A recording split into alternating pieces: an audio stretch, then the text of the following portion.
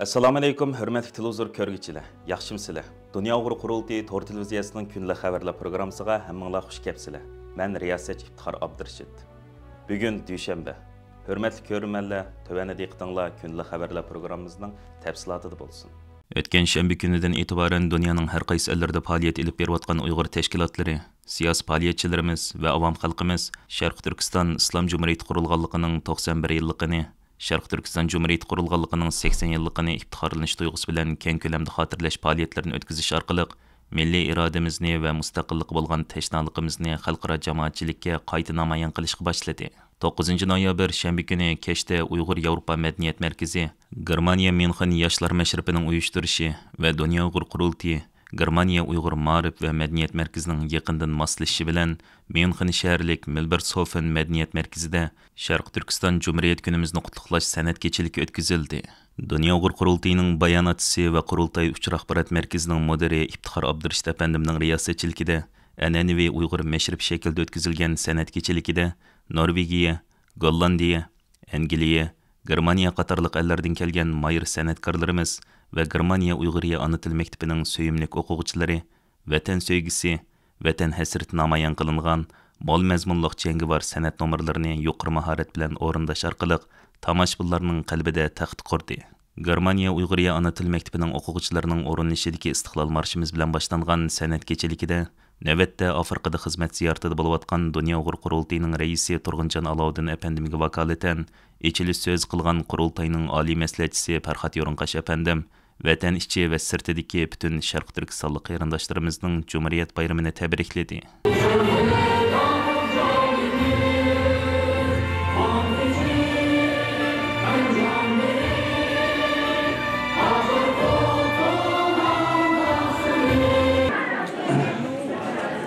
Assalamu alaikum, hürmetli tomoshabinlar, aziz yurtdoshlar. Hammamizning Cumhuriyet bayramıga muborak bo'lsin. Men riyosatchi Iftixor Abdurashid. Hammanglarga chin ko'nglimdan xush kelibsizlar deyish bilan birga o'tliq salom yo'llayman.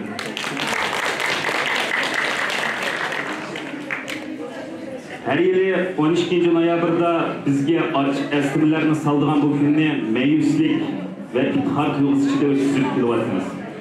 Oldinqisiga 91 yil bo'ldi, keyingisiga 80 yil bo'ldi. Ma'yuslanishimizga sabab mustaqilligimizningki davomlashamayotganidir. Faxrlanishimizga sabab ajdodlarimiz bizga sajdagoyimiz bo'lgan bu vatan degan tuxumning mangulik ekanligini ko'rsatib berganligidir. Hammamizning o'rtaq g'oya va orzusining haqiqatda aziz vatanimizning mustaqil qo'yinida jam bo'lib, bu kunimizni faqatlam xushallik va faxrlanish ichida o'tkazishdan iborat deb o'ylayman. Hurmatli tomoshabinlar, tövəndə Dunyo Uyg'ur qurultiyining oliy maslahatchisi Farhod Yo'rinqash apandimni Cumhuriyet bayramini to'g'rilab va bugungi bu qutlug' konsertimiz to'g'rilab ko'ngil so'zni qilib berish uchun sahnaga taklif qilaman. Qani marhamat.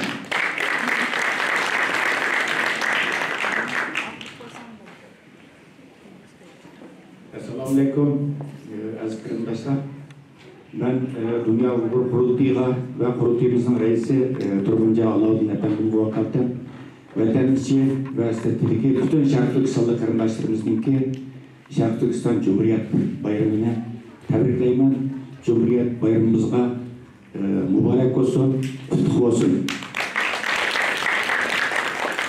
Aziz qarindoshlar, bugün biz bir yerga to'planib turibmiz. Bu odatdagi bir san'at kechilik emas, odatdagi bir madaniyat kechilik emas. Biz bugün bir yerga milliy irodamizni xalqaro jamoatchilikka, dunyo jamoatchiligiga namoyon qilish uchun to'plandik. Chunki bugün biz Cumhuriyet günümüzde hatırlayotimiz. Bunundan 91 yıl burun bizninki Kutuyalak Bay İstiqlal Marşımızda bitilgende bizning kahraman ecdadlarımız cheksiz qon berib, jon berib 1933 yili 11 ayning 12 kuni Sharq Turkiston Islom Jumhuriyetini qurgan va 1944 yili o'xshash oy va o'xshash kunda G'o'ljida bizning qahramon ecdodlarimiz ikkinchi Cumhuriyetimizni, yani Şarkı Türkistan Cumhuriyetini kurgan ve bu arkalı Uygur halkının müstakillik iradesini bütün dünyaya namayan kalaydı. Hazır Dünya Uygur Kurultayı başlığında bu şu halkara disiplinlerde kurulatan milli hareketimiz del şu aynı vakitte kurulgan iki Cumhuriyet inkılabımızın devamı. Biz Dünya Uygur Kurultayı şu iki Cumhuriyet inkılabının varisleri ve mirasçıları. Şunun için biz hazır Dünya Uygur Kurultayı yani şu 33. yılki Cumhuriyetimiz tarafından kurulgan devletlerden özümüzden logosu işletyapmiz ve bu Cumhuriyetimizden bizge miras kalgan kıymetli emgişlerimiz ayotuzluk ve bayrağımızın hazırlıca canlandırıp kelyapmiz aziz qarindoshlar. Bizning ota bobolarimiz bu muqaddas ikki Cumhuriyetni qurgankan biz nima uchun kurash qilyapmiz? 49-yildan tortib hozirgacha Mamtun Bug'ra, Aysa Yusuf Olibtekin, Ziyo Samidi, Abdurrahim Maqsud. Bularning boshlig'ida, bu ustozlarimizning boshlig'ida 49-yildan hozirgacha bu izchil turda milliy mustaqilligimiz uchun kurash qilyapmiz.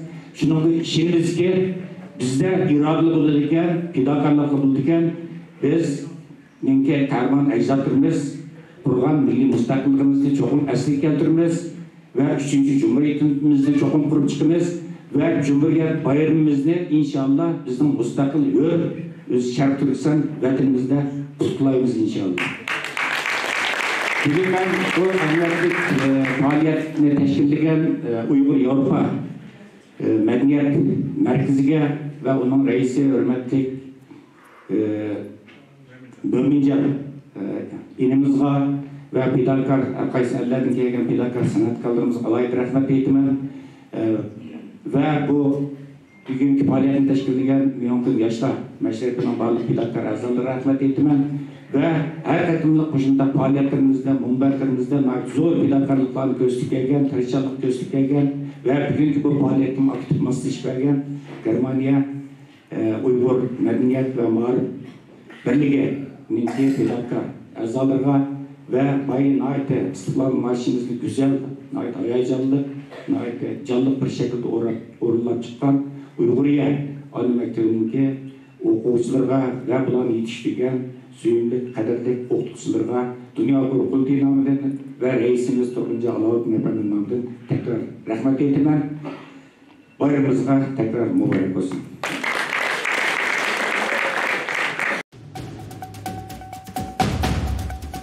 9 noyabr shanba kuni yana Dünya Uygur Kurultayı Vakfı, Türk Oçaqları Baş Merkezi, Dünya Şarkı Türkistan Tədqiqat Vakfı ve Uygur Akademiyası Vakfı qatarlıq təşkilatlarının birlikdə uyuşturuşu bilan Türkiye'nin paytaxtı Ankara'daki Devletlik Milli Kütüphane zalida Şarkı Türkistan İslam Cumhuriyeti qurulğanlığının 91 yıllıqını, Şarkı Türkistan Cumhuriyeti qurulğanlığının 80 yıllıqını xatırlaş ilmi muhakeme yığını ötküzüldü. Şarkı Türkistan ve Türkiye'nin istiqlal marşı bilan başlanğan muhakeme yığınının içilişide söz qılğan Türk Oçaqları Baş Merkezi'nin reisi Dr. Mehmet Öz, Dünya Uygur Kurultayı'nın muavin reisi ve Dünya Uygur Kurultayı Vakfı'nın reisi Abdurrashid Abdulhamid, Dünya Uygur Kurultayı İcraiya Komiteti'nin muavin reisi ve Uygur Akademiyası Vakfı'nın reisi Abdulhamid Qaraxan, Dünya Uygur Kurultayı'nın sabık muvaqqat reisi ve Şarkı Türkistan Tədqiqat Vakfı'nın reis vekili Dr. Erkin Ekrem efendiler, Küreşcan Uygur xalqının yaqinqi zaman tariximizda ikki mustaqil cumhuriyetni qurib chiqqan qahramon ajdodlarining milliy irodasiga varislik qilib, hamon bir kuni 3. mustaqil cumhuriyetni qurib chiqadiganligini ifoda qilishdi. Yig'inning beshida Dünya Uygur Kurultayı'nın navbatdagi raisi Turgunjon Alavuddin efendimning Cumhuriyet günümüz münasibati bilan yo'llagan sin tabrik so'zi qo'yib berildi. Turgunjon Alavuddin efendim tabrik so'zida uzun yillardan buyon mayli Turkiyada bo'lsin, Yevropada bo'lsin yoki dunyoning boshqa ellarida bo'lsin, Xitoyning irqiy qirg'inchiligiga va dahshatli zulmga uchrayotgan Uyg'ur qarindoshlarini butun vujudi va ixlosi bilan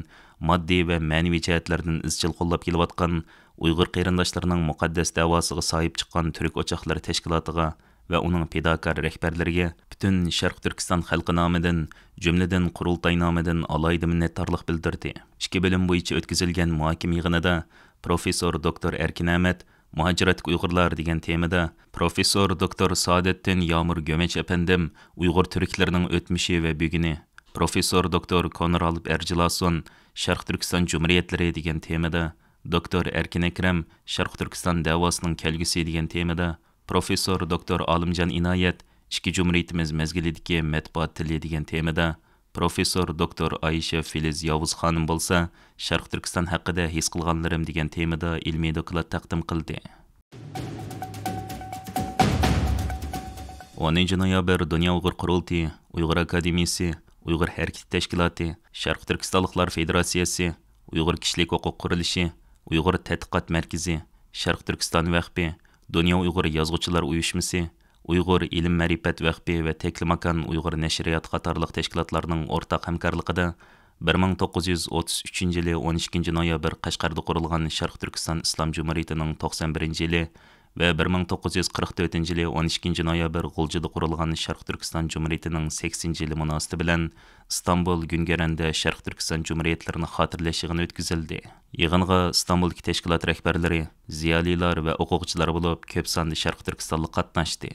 Dünya Uyghur Qurultayı İcraiya Komitetining muavin raisi, Uyghur Akademiyasi vaqti raisi Abdulhamid Qaraxon apandining riyosatchiligida va Dünya Uyghur Qurultayı Diniy ishlar komiteti mudiri Abdujalil Turan apandining ichilish nutqi bilan boshlangan bu qitimqi yig'inda oldi bilan Qur'on tilovat qilindi va vatan uchun aziz jonlarini bergan shahidlarimiz uchun 1 minut sukut turildi. Arqadan Sharq Turkiston milliy marshi va Turkiya istiqlol marshlari o'qildi. Mazkur xotirlash marosimiga sin orqali tabrik so'z yo'llagan Dünya Uyghur Qurultayining raisi Turg'unjon Alovuddin, Qurultay Ijroiya Komitetining raisi va Uyg'ur Harakati Tashkilotining qurg'uvchi rahbari Roshan Abbas, Uyg'ur Tədqiqat Mərkəzining direktori Abdulhakim Idris qatorliqlar o'zlarining bayramlik go'zal tilaklarini ifoda qilish bilan birga qahramon ajdodlarimiz tarafidan qurib chiqilgan ikki jumhuriyatimizni xotirlash va bu muqaddas jumhuriyatlarimizning butun qimmatlariga ega chiqish va varislik qilishning muhimligini ta'kidlashdi. Yana shundaqla Qurultayning oliy maslahatchisi va Uyg'ur Akademiyasining bosh raisi doktor Rishad Abbas apandining tabrik so'zi o'qib o'tildi. Yig'inning ichilish qismidan keyinla ilmiy muhokama va doklad qismiga o'tildi. Bu bölümde İstanbul Medeniyet Üniversitesi o'qituvchisi dotsent doktor Olimjon Bog'da apandi Sharq Turkiston Islom Jumhuriyetining davlat qurilmasi haqida, Selçuk Üniversitesi o'qituvchisi doktor Adiljon Uyg'ur apandi Jumhuriyetning qurg'uvchilari va ajdodlarimizning bizlarga qoldirgan merosi isyon degan temada Dünya Uyghur Qurultayı sobiq muvaqqat raisi va Hacettepe Üniversitesi tarix o'qituvchisi dotsent doktor Erkin Akram apandi arxivlarda Sharq Turkiston Jumhuriyetlari bilan Xitoy Jumhuriyeti orasidagi tinchlik kelishimlari degan temada Dünya Uyghur Qurultayı vaqfining hay'at a'zolaridan Akbar Nurliq apandi Sharq Turkiston Jumhuriyeti rahbarlaridan marhum Ahmadjon Qosim tug'ilganligining 110 yillik munosabati bilan Ahmadjon Qosimning hayoti va uning Sharq Turkiston milliy mustaqil kurashidagi hal qilg'uch roli degan temalarda ilmiy doklad e'lon qilindi. Mazkur yig'inda yana Uyg'ur tarixchisi Turg'un Almas apandining tug'ilganligining 100 yilligi xotirlandi va marhum Turg'un Almas apandining hayoti va uning Uyg'ur tarixshunosligiga qo'shgan to'hfasi Dünya Uyghur Yazğıçılar Uyuşması baş katibi Abida Abbas Nesrin xanım tarafidan eslab o'tildi. Yig'inning doklad qismi oxirlashganda Uyg'ur ilm ma'rifat vaqfi raisi Habibullah Kösani apandi Sharq Turkiston jumhuriyatlarini qurish va millatni qutuldirish yo'lida aziz jonlarini bergan barliq shahidlarimizga atab duo qildi va patarida asli keladigan Sharq Turkiston jumhuriyatimiz uchun hamma birdek tirish kerakligini ta'kidladi. Yig'in oxirida yig'in tartibligüchi Dünya Uyghur Qurultayı Diniy ishlar komiteti mudiri Abdujalil Turan apandi gapirish so'z qildi va Abdujalil Turan apandi o'z yozgan Dünya Uyghur Qurultayı tarafidan nashr qilingan Sharq Turkiston Jumhuriyeti nomli kitobini yig'inda doklad bergan ziyolilarga va yig'inning g'alabalik bo'lishiga kuch chiqarib hamkorlik qilgan tashkilot rahbarlariga rahmatini bildirib, ularga taqdim qildi. 9 noyabr Qozog'iston Uyg'urlari Dünya Uyghur Qurultayining oliy maslahatchisi Milliy ustozimiz Qahramon G'ojanberdi va Qurultayning muavin raisi Erkin Ahmetov apandilarning boshlamchiligida Olmati shahrida jam bo'lib, Sharq Turkiston Islom Jumhuriyeti qurilganligining 91 yilligini, Sharq Turkiston Jumhuriyeti qurilganligining 80 yilligini xotirlash va shahidlarimizni yod etish nazr faoliyati o'tkazdi. Dünya Uyghur Qurultayining Qozog'iston vakili Rahmatjon Mansurov apandimning riyosatchiligida o'tkazilgan bu qitimqi nazr faoliyatida ikki jumhuriyatimizning qurilishi uchun hayotini taqdim qilgan milliy rahbarlarimizdan Sobit Domillam, Ahmadjon Qosimi boshchiligidagi butun shahidlarimizning ro'yi uchun Fatiha o'qildi. Faoliyat qatnashchilar qilgan so'zlarida o'zlarining 3-qatimliq mustaqil jumhuriyatimizni qurib chiqishga bo'lgan ishonch va orzularini ifoda qilishdi. Yig'inda milliy ustozimiz Qahramon G'ojanberdi apandim yaqin tariximizda qurilgan ikki mustaqil jumhuriyatimiz haqida tushuncha va ma'lumot berish bilan birga bu yil 10-oyning 24-kunidan 27-kunigacha Bosniyada chaqirilgan Dünya Uyghur Qurultayı 8-navbatlik umum vakillar qurultayining ro'yini yetkazdi. Bəzi ciddi səbəblər tüpəyildən Bosniyada çağırılğan 8-ci növbətlik qurultayğa Qazaqstan vəkillərinin mutlaq köp qismi bevosita qatnaşa almagan, amma Qazaqstan vəkilləri Almatıda bir yerga cəm bo'lib, qurultayning bütün bölümleriga tor orqali qatnaşqan edi. Nazir faoliyatida Bosniyadagi qurultayga bevosita qatnaşqan qurultayning Qozog'istonlik vəkillərimiz Dilnur Qasimova va Gulbanum Baqiyeva o'zlarining Bosniyadagi qurultayda olgan ta'sirotlari to'g'risida qisqacha ma'lumot berish bilan birga qurultay rəhbərlərinin həm vəkillərinin salımını yetkizdi. Almatıdakı xatırlash faoliyatining oxirida Dünya Uyg'ur qurultayının Qozog'iston vəkillərinin vəkillik guvohnomasi bir-birlab tarqitib berildi. Qurultayning Qozog'iston vəkilləri və yığın əhli Reis Turg'unjon Alovdin boshchiligidagi 8-ci navbatlik Dünya Uyg'ur qurultayining barliq rəhbərlərini qizg'in tabriklaydiganligini ifoda qilish bilan birga Uyg'ur xalqiga xalqaro sahnalarda vəkillik qilayotgan Dünya Uyg'ur qurultayini moddiy va ma'naviy jihatdan har zaman izchil qo'llashni davom qildiganliklarini bildirishdi. 10 noyabr kuni Yaponiya Uyg'ur jamiyatining o'rinlashtirishi bilan Tokioda Sharq Turkiston Islom Jumhuriyati qurilganligining 91 yilligini, Sharq Turkiston Jumhuriyati qurilganligining 80 yilligini xotirlash munosabati bilan Sharq Turkiston Jumhuriyatining ro'yobga chiqishi va tarixi degan temada ilmiy muhokama yig'ini o'tkazildi. Yig'in maydonidan stansimizning telefon ziyoratini qabul qilgan Dünya Uyg'ur qurultayi Sharq Osiyo ishlari bo'limining mudiri va Yaponiya Uyg'ur jamiyatining muavin raisi Saud Mehmet Efendim bu qitim xotirlash faoliyati haqida ma'lumot berib, mundaq dedi. Bugün Yaponiya Uyg'ur jamiyatining o'rinlashtirishida Tokio shahri ichida Sharq Turkiston Jumhuriyatining qurilishini tabriklash va aslash bir muhokama yig'ini o'rinlashtirildi. Bu yig'inning temasi bo'lsa Sharq Turkiston Jumhuriyatining ro'yobga chiqishi va tarixi degan tema bo'ldi. Bu yig'inga yaponliklar va Uyg'urlarni o'z ichiga olgan taxminan 60 ta odam qatnashgan bo'ldi. Yig'inning dastlabda Sharq Turkistonning davlat marshi va Yaponiyaning davlat marshi qo'yildi. Shuningdek keyin Yaponiya Uyg'ur jamiyatining raisi Ahmadjon apandim so'zildi.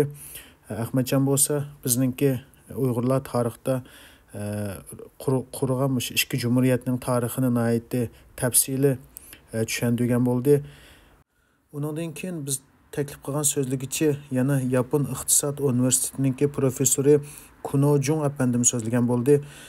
Kunojung apandim bo'lsa Yaponiyaninki o'zininki hurligi mustaqillikni saqlash uchun mush Uyg'urlar Jumhuriyat qurgan mush mezgilda Yaponninki Sovet va Xitoylar bilan bo'lgan urushlarni tushuntirgan bo'ldi. Oxirida yana Uyg'urlarninki mush Jumhuriyat qurish harakatininki nihoyat haqliqini so'zlagan bo'ldi. In oxirida naq maydonga kelgan anglag'uvchilardan chiqqan savollarga javob berish bo'ldi. Masalan, hozirgi Yapon Xitoy munosabati va islom davlatlar bu Uyg'ur masalasiga qanday qaraydi, Uyg'urlarga yordam qilyapti degandek savollar so'raldi. Bu savollarga nihoyat atrofli javob berildi. Bu yig'inni asli 2 soat o'rinlashtirgan yig'indi bu. Keyin naq maydondagi shu kayfiyatlar nihoyat yuqori, nihoyat qizg'in bir kayfiyat bo'lg'achqa yig'in 30 minut uzartilib 2,5 soatda oyoqlashgan bo'ldi. Yig'in zaliga yana shu yaqinqi yillarda Yaponiyada nashr qilingan Uyg'urlarga munosabatli kitoblar qo'yilgan bo'ldi. Yaponliklar bo'lsin, Uyg'urlar bo'lsin, shu kitoblarni qizg'in setib olgan bo'ldi. Shunday faoliyat orqali biz Uyg'urlarning tarixda mustaqil davlat qurgan tarixining borlig'ini hozirmi shu mustaqil erkinlikka bo'lgan orzusininki o'chmaganligini, hozirmi davomli kurash qilayotganligini va bizning kurashninki haqliqini yaponlarga tushundira olgan bo'ldik deb o'ylayman. Nihoyat ahamiyatli faoliyat bo'ldi. Hürmetli ko'rmanlar, yuqorida diqqatingizga kunlik xabarlar programmamizning tafsilotini sundik. Keyin qitimliq sonimizgacha ko'rishgacha omon bo'lgaysizlar. Stansimizning YouTube kanaliga a'zo bo'lishni unutmang. Xayr xo'sh.